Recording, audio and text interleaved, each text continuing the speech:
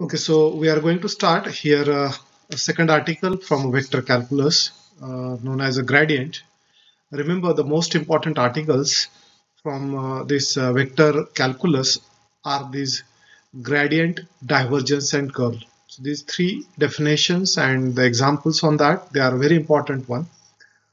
After that, we'll have a small part of vector integration also. We'll come to that later on. So today we'll see the definition of a gradient and the importance of that gradient again. Okay, so before that, let I ask you, how many of you know the geometrical meaning of this partial derivative? What partial derivative represents graphically?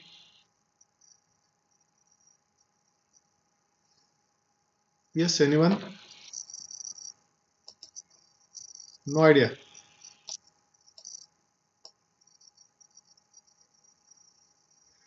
Yes, Aman. What partial derivative represents?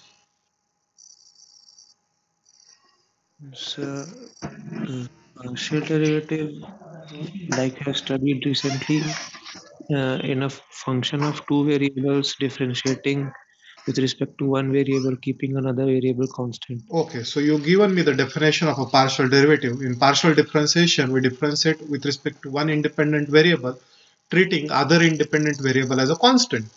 But I'm asking a geometrical meaning. Graphically, this derivative represents the slope of the tangent. So exactly same thing with the partial derivative also. When we calculate actually dou f by dou x, so I will write it here. When we calculate this dou f by dou x, that is nothing but it is a partial derivative of f with respect to x is nothing but it is a slope of the tangent at that point. Okay, slope of a tangent at that point, and that curve is actually in xz plane. Okay, or interest. So we'll not go in the details. Simply remember, partial derivative represents again the slope of the curve there. But the more important thing, this dou f by dou x, when we say f is a function of xy, say f is a function of x and y here, and we calculate say this dou z by dou x, or say dou f by dou x. So in this case, it is a dou f by dou x. So this dou f by dou x is also known as rate of change of the function f along x direction. Okay, dou f by dou x is the rate of change of the function f along x direction. Similarly, dou f by dou y is a rate of change of the function along y direction. So, in particular, suppose we are in 3D space here. Say we are in this this x-axis, this one is y-axis, and this one is z-axis. Suppose we are given some function of x, y, z now, function of three variable x, y, and z. So when we say dou f by dou x, when we calculate dou f by dou x, it's a derivative of the function f along x direction. This is along x direction.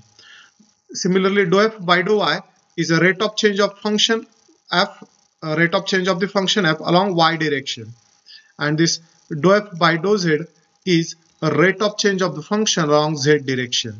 So these are actually the rate of change of the function f along that particular coordinate axis direction.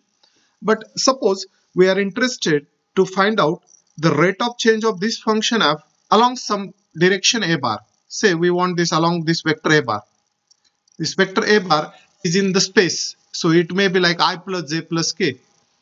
Our aim is to get what is the rate of change of this function f along the vector a bar. Okay, so if you want to find the rate of change of the function f in a random direction, there is a need of vector operator, and this vector operator is defined as this one. Here is a definition. You will observe the vector operator del is given as this is the definition of del operator: I dou by dou x plus z dou by dou y plus k dou by dou z. Obviously, these I, j, k's are unit vector along x, y, z axis, and these are partial differential operator, dou by dou x, dou by dou y, and dou by dou z. Remember, this operator follows all the properties of the derivative. For example, product rule of derivative, quotient rule of derivative. So we have these properties like derivative of u plus v is a derivative of u plus derivative of v. Derivative of uv is first into derivative of second plus second into derivative of first, and derivative of u upon v is like a denominator into derivative of numerator minus numerator into derivative of denominator upon denominator square. So all the properties of derivatives are followed by this vector operator del. Okay, remember this is a Greek notation. This is a Greek symbol. This is a del. You can read like a del. And this is obviously the vector operator. Why it is vector operator? Because it is involves ijk there. These ik's are there. So you can write just ijk or I cap, j cap, k cap. Both are considered it as a correct. Okay, they are standard unit vectors. So with ijk or I cap, j cap, k cap, you can use it there. So that about the vector operator. Now we are going to use this vector operator del to find out the derivative of the function along the vector a bar. So what is the first step that we have to do it? First we have to calculate del f. This del f is if you operate this del operator on this function f, so obviously we get I cap dou f by dou x or dou f by dou x I cap. So you can write I cap on any side plus j cap into dou f by dou y plus k cap into dou f by dou z. If we calculate a del f vector, this del f vector, it is the I cap into dou f by dou x plus j cap into dou f by dou y plus k cap into dou f by dou z. Now can anyone think here, if I want this rate of change of the function f along x-axis, we already said it is a dou f by dou x. If I want only dou f by dou x from this del f vector, what should be done? What should be done to get only dou f by dou x here?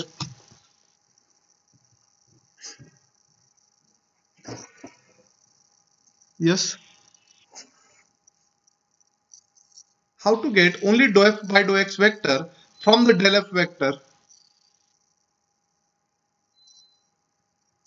By which method we can compute?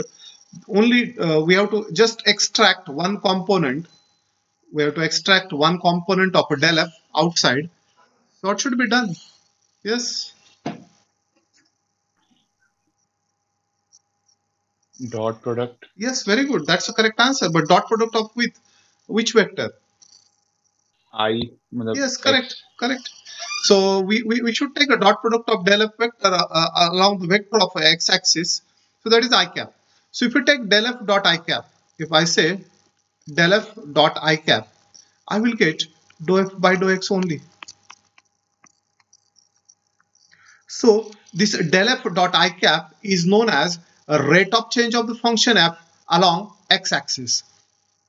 Now in particular, if you want, sorry, in general, if you want the rate of change of this function f along the vector a bar, what we have to do it? We have to just take a dot product of this del f vector along a bar. So del f dot a cap is known as the rate of change of the function f along the vector a bar. That is del f dot a bar upon magnitude of a bar.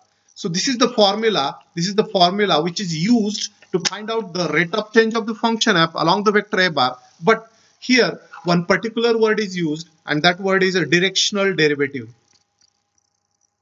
dd. Okay, dd is a short form that we can use.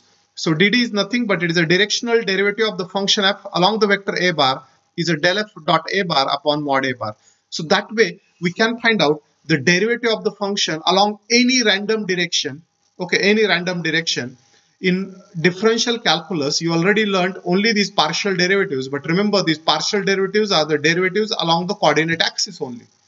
Right now we are interested to find this component of a del f or the rate of change of the function f along the vector a bar. So the method is just del f dot a cap there.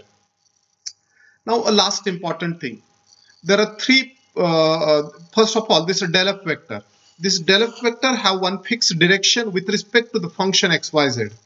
Okay, whenever we are given some function of xyz, it has some fixed direction. So let me move to that part, and we'll see what is that del f vector first. So the first important definition for you is a gradient. Now you can see on the screen, gradient is nothing but it is the vector del phi. Okay, del phi or del f, anything you can take. Suppose f is a function of xyz, then that is a. So I will give a very simple example for this scalar function. You will come to know what is a scalar function. Scalar function, say it is a temperature function, say t of xyz. T of xyz is, suppose this phi is a temperature function. Now temperature have only magnitude, it doesn't have a direction. So temperature is a scalar function or scalar field. If I denote this scalar function, say t of xyz is equal to say z only. Okay, t of xyz equal to z, and I will take say 0, z equal to 0. Can anyone guess what it represents? Z equal to 0 represents?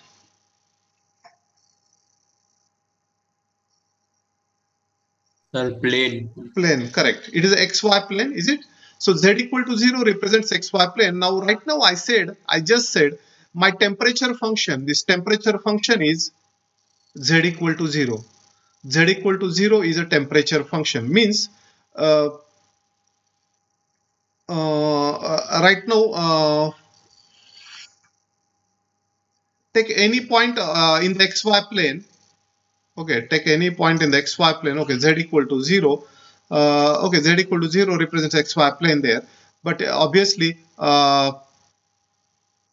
when we move along z axis, their temperature goes on increasing there. Okay, that way. Okay, so that is one case because it is a z equal to 0. But let I draw this. I will show you. I will show you here. I will show you here this different surfaces. This z equal to 0, the graph of z equal to 0 is xy plane, and that is drawn here. Okay, drawn here. Now if you calculate del phi here, if you calculate del phi, so del phi vector is nothing but we have dou phi by dou x. What is the derivative of phi with respect to x here? What is the dou phi by dou x? Quick. Phi is z, na? So what is the dou phi by dou x? Yes, sir. So what is the No, Z by dou x. No, dou phi by dou x is a 0, na? 0, 0, 0. Yeah, 0. So that is a 0 I cap. Dou phi by dou y. 0. What is the dou phi by dou z? Dou Z by dou x. Dou phi by dou z. Derivative of phi with respect to z. That is Dou 1. phi by dou Z. 1. Okay, 1. Yes. So indirectly we get del phi is equal to k cap only. Now remember this del phi vector is a free from xyz. Del phi vector right now free from xyz means del phi is a constant vector. Take any point of the surface z equal to 0. Take any point of the surface xyz equal to 0. Del phi is a k cap. For example, I take this point.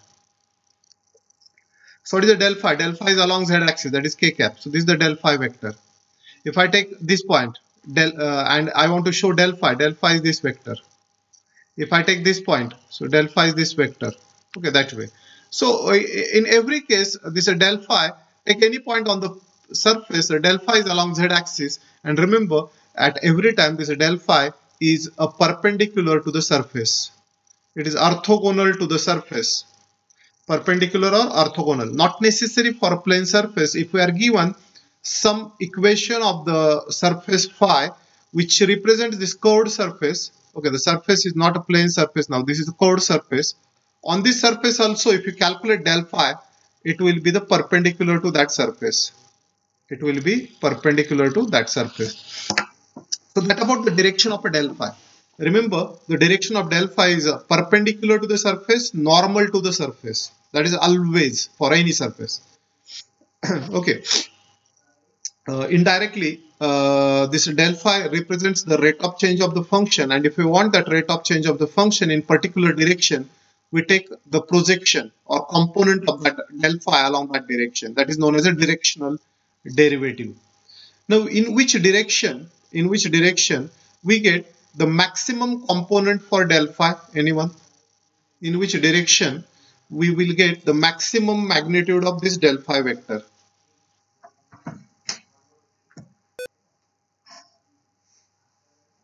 Can anyone guess?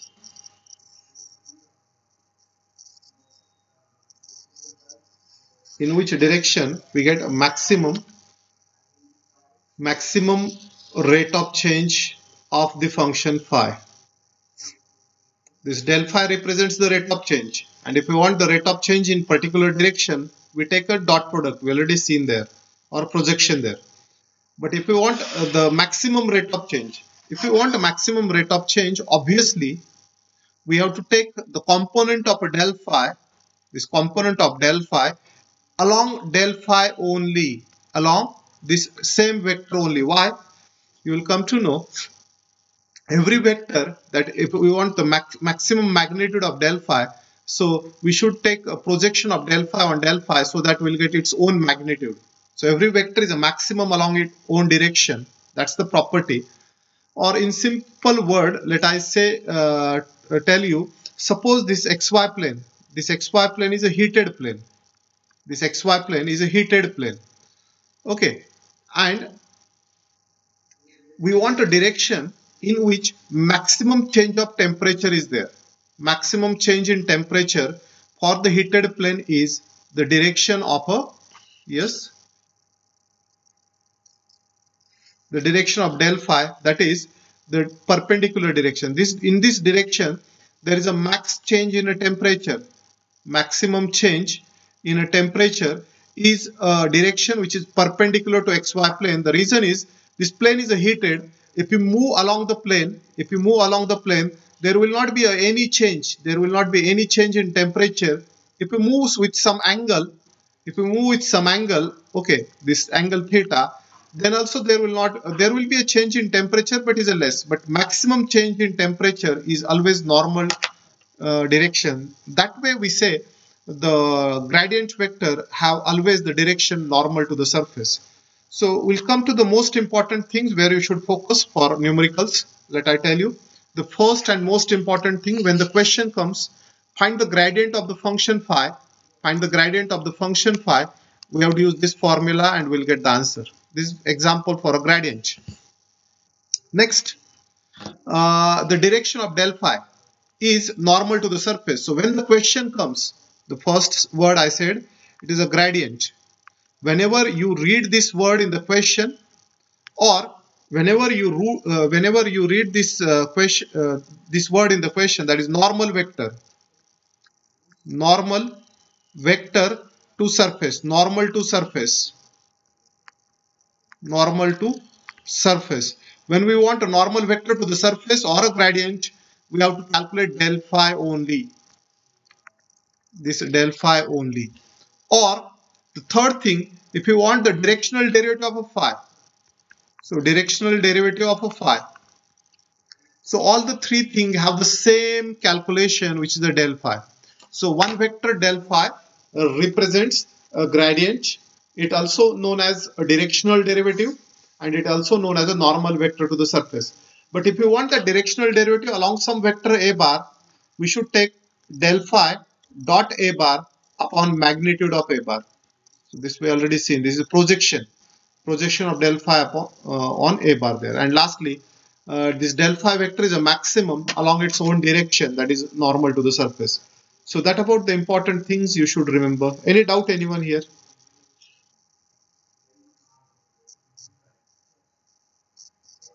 No, sir. No doubts. Okay, so we'll move to the questions now. Numericals, I will go a little bit maybe fast because all examples I already solved there, and these solutions are already shared with you in the PPT. So better you can just understand right now. No need to write anything on the paper. Okay, you can write these or you can solve these questions later on after the session there. So here is the first example. What is the keyword here which indicates this question is on directional or del phi here? Normal vector, normal. Normal vector, correct. So important thing is important thing is this normal to the surface we have to calculate. So this is said here.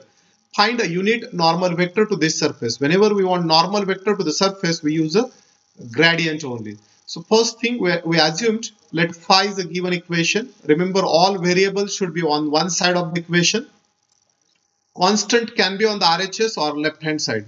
So we can say phi is equal to x y cube z square equal to 4, or we can say phi equal to x y cube z square minus 4 equal to 0. Minus 4 equal to 0 can be written. So this is phi. Now what is the definition of a del phi? Just we seen del phi is a dou phi by dou xi plus dou phi by dou yj plus dou phi by dou zk. So can you tell me what is the dou phi by dou x here? Y cube Z square. Correct, y cube z square I. Dou phi by dou I? 2y square x No, Z no, no, square. no. 3y square. Yes, 3y square x z square or 3x Sorry, yes. y square. Okay. And lastly, dou phi by dou z is a 2x y cube z. So these values only you have to replace. So you will observe first the definition of del phi is here, which is the normal vector only, and here is the partial derivatives. What should be the next step now? So we need to put the value, I think. Yes, correct. So first step we obtained here a general normal vector. This is the normal vector at any point x, y, z. But we want this normal vector at this point 1, minus 1, 2. Just we replace 1, minus 1, 2. So at this, when we replace x by minus 1, y by minus 1, z by 2. So here is correction in the question. You just take minus 1, minus 1, 2. Minus 1, minus 1, 2. So you correct it in the question now. So if it is a minus 1, minus 1, 2, we replace x by minus 1, y by minus 1 and z by 2 and we get this del phi vector.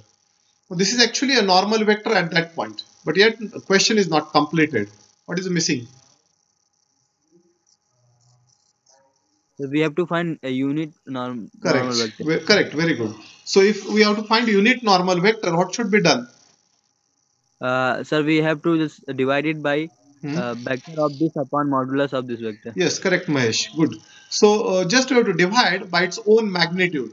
So last step. So unit normal vector is equal to del phi upon magnitude of del phi, and this will be the final answer.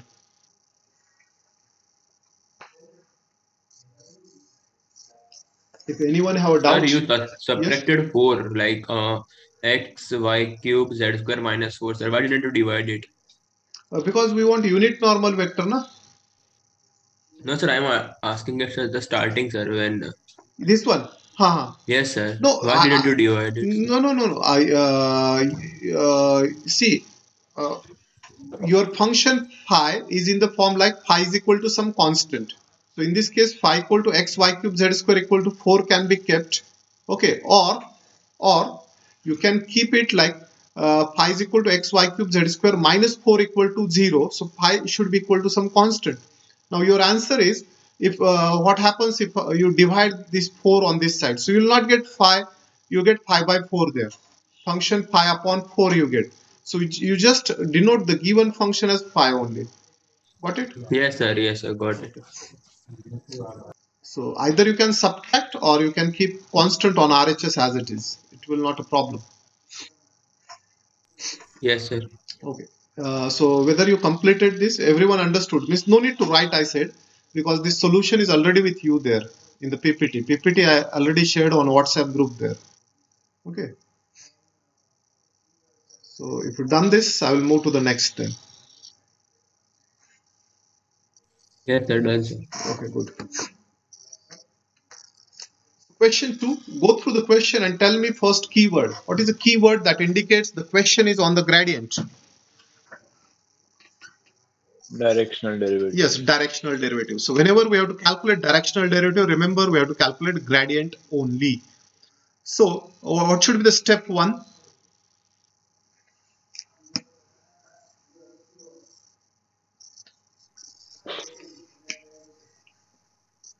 Calculating gradient. Yes, we should calculate a gradient of the function f. So we should write a del f vector first. So del f vector will be like this. Directional derivative of a function f is a del f, dou f by dou xi plus dou f by dou yz plus dou f by dou z k. So these partial derivatives are always really simple. Majority of the time, 90% of the case, you have to just differentiate algebraic function. And you require a very simple differential formula. Derivative of x raised to n is n into x raised to n minus 1. That is in 90% question. And in remaining 10% question, I will tell you again, maximum you have to differentiate trigonometry, sine and cosine, exponential, and the product rule. That's one only. So you'll observe this is the derivative. So this is the directional derivative of the function f at a point xyz, at any point xyz. What should be the next step? Putting the values. Yes, we have to take that derivative at this particular point. So we'll replace 2 minus 1, 1 there. So if we replace 2 minus 1, this becomes the directional derivative of the function f at a point 2 minus 1, 1. Next. Dot product with that given vector. Very good, correct. Divide by magnitude. Correct. We want now the derivative of this function f in that direction. So we should take a projection of a del f in the direction of I plus 2j plus 2k. So the last step here will be like this. Directional derivative of a function f along the vector a bar is del f dot a bar upon mod a bar, and we have minus 11 by 3 as answer. That's the end of the question here.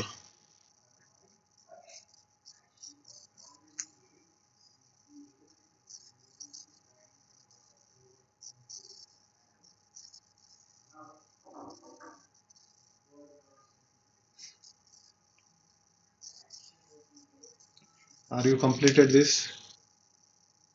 Yes, sir. Okay. So that about question 2. Third question. Step number 1.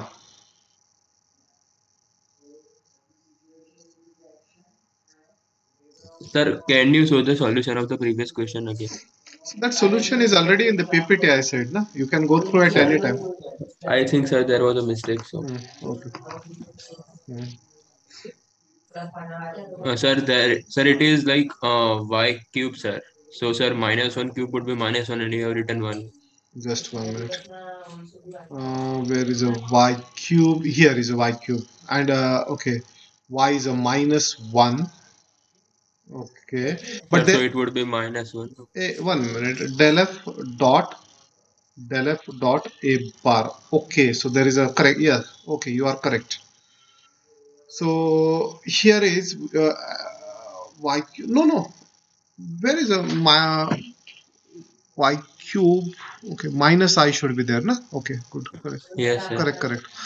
Okay, so all of you, this is the very good. You observed that correction. So here is a y cube. So y cube is minus 1 cube. Here should be minus I.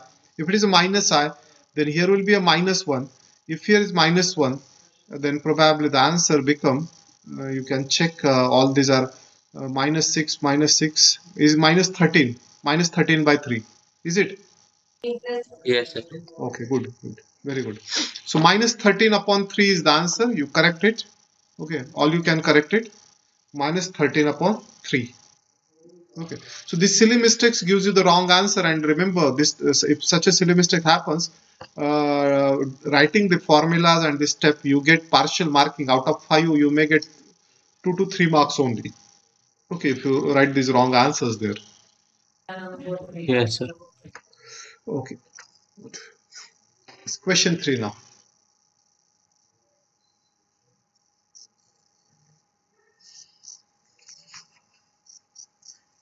Step number 1, you can tell me what should be the step 1.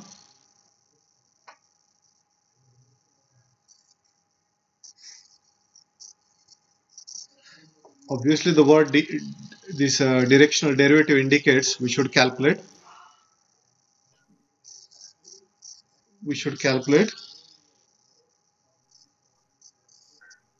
del f. Gradient. Yes, del f vector, correct. Del f. Yeah, so the first step, we calculate a gradient del f here, and this is the gradient or the del f or the directional derivative at point xyz.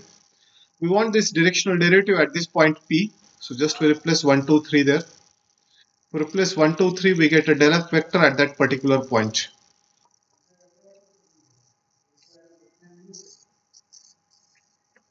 Now, what is the direction? In which direction we have to calculate del f vector?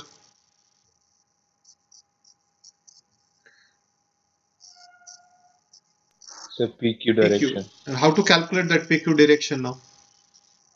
Position vector of Q minus position vector of P. Very good, nice, correct. So we should calculate PQ bar, which is Q bar minus P bar. So 5 minus 1 I plus 0 minus 2j plus 4 minus 3k, and you get this PQ bar vector. Now we want directional derivative of a function f along PQ bar.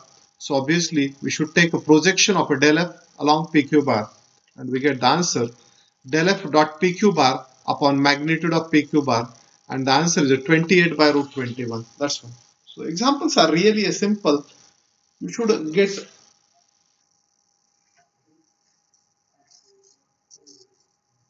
you should break the questions in the part. Okay, you should break the questions in the part, and you should decide what should be done. Means first step we calculated a del f vector, which is a directional derivative of f. Then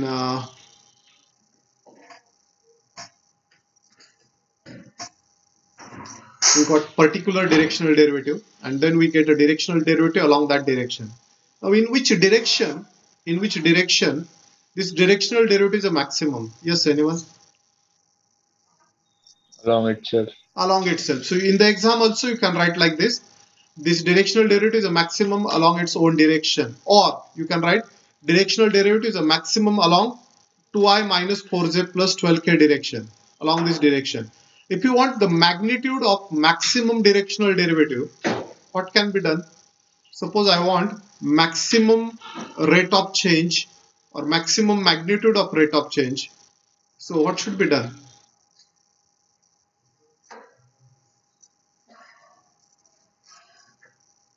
So dot square of that dot product. Yes. VF dot B dot. Very good, Karan. This is del f dot del f only. So we should take its own magnitude. Its own magnitude of del f, because if we project del f on del f only, then we get a maximum magnitude. If we project any vector in any other direction, we get its smaller component. But only when we project the vector along its own direction, we get a maximum component. That's the answer. Final answer. The maximum directional derivative of f is a mod del f, and its direction is del f only.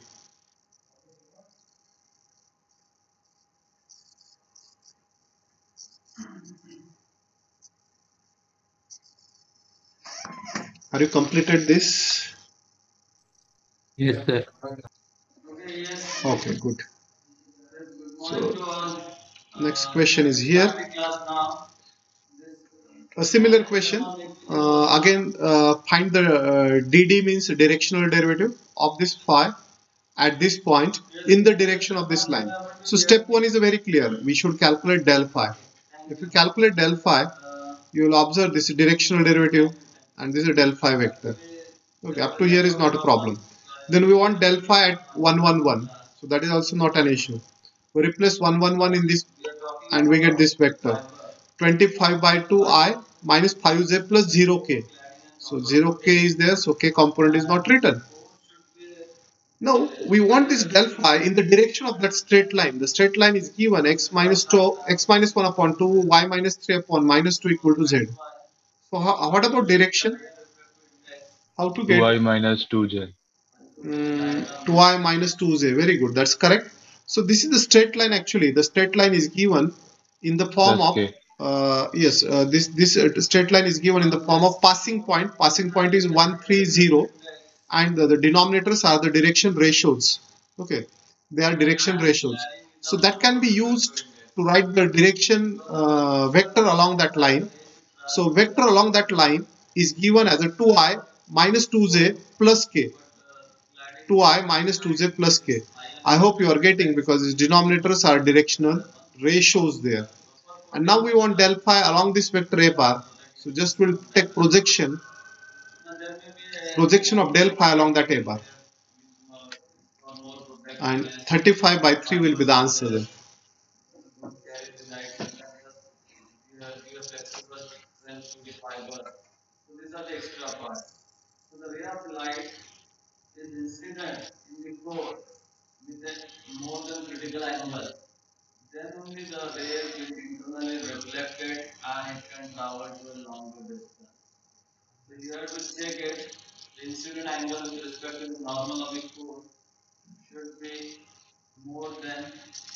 Are you completed?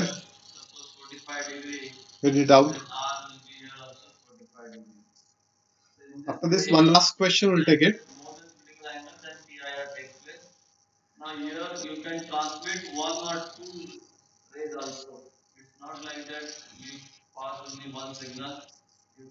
Done, sir.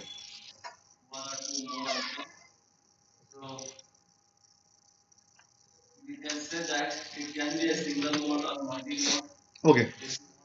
Last question for today. Find the angle between the surfaces at this point. Now, how to get the angle between the two surfaces now? Already we know if we have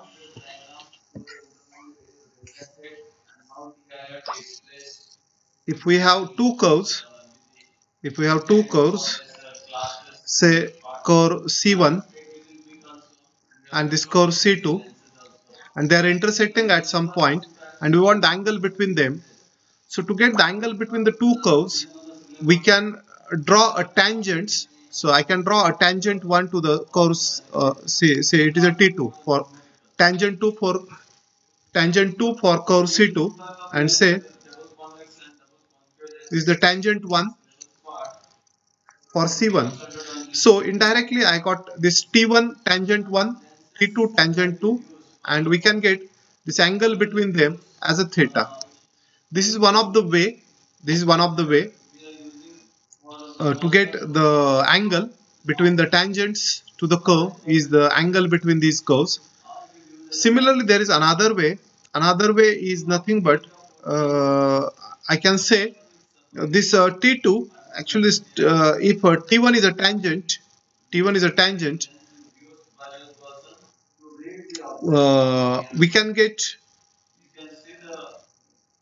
we can get a perpendicular to the T1, that is a normal. So this normal may be somewhere here.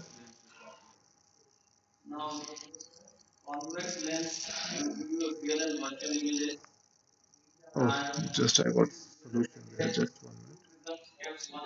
So say this is N1, normal one, and there is some.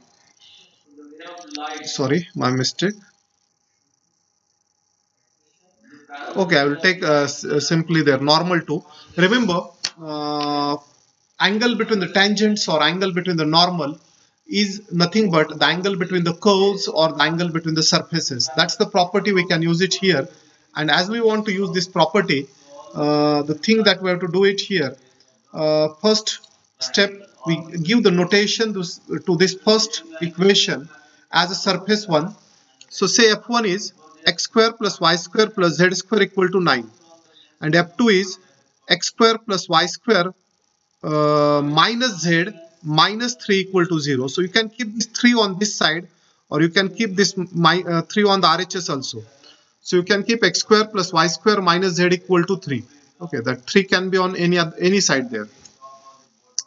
Now if we have these two surface equation, this F1 and F2, and we want actually normal vectors to these surfaces F1 and F2 there. Normal vectors to the surface F1 and F2. So we'll calculate del F1 and del F2. What is the del F1? Dou F1 by dou xi plus dou F1 by dou yj plus dou F1 by dou zk. Similarly, dou F2 by dou xi plus dou F2 by dou yj plus dou F3 by dou zk.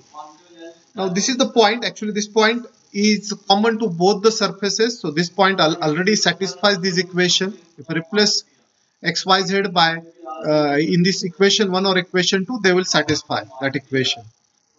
Right now we want this del F1 normal vector at this point. So we'll replace x, y, z in del F1 and del F2, and we get a particular normal vector. So these are the normal vectors at 2, minus 1, 2. And lastly, we want the angle between them. So how to get angle?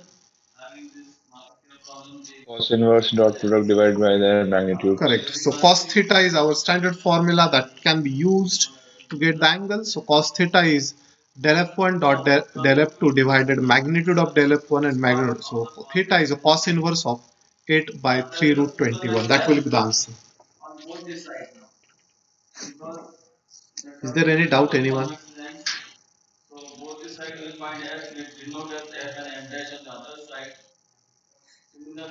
Is there any doubt? No, sir. No doubt. Okay.